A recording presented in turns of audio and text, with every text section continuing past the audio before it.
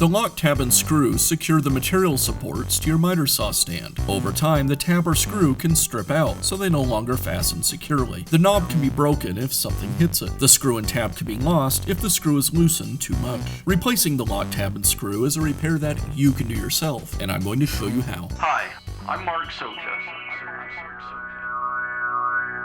Do-it-yourself repairs like these are easier than you might think.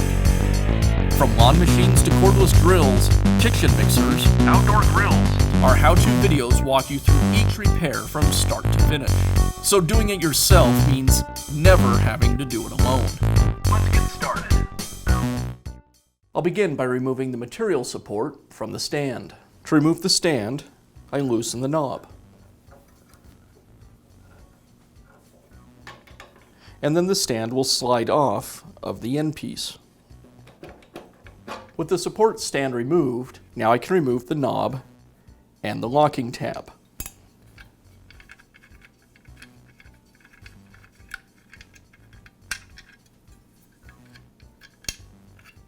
Now I can install the new locking tab and screw. I'll insert the locking tab into the material stand so that the curved portion is curving down. Then I'll reinstall the screw.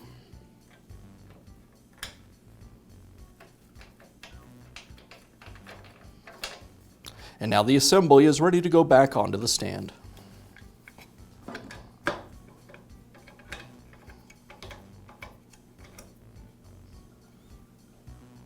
And that's how simple it is to install a new lock tab and screw on your miter saw stand. Be sure to check back often for new videos and expert advice. If you found this video helpful, give us a thumbs up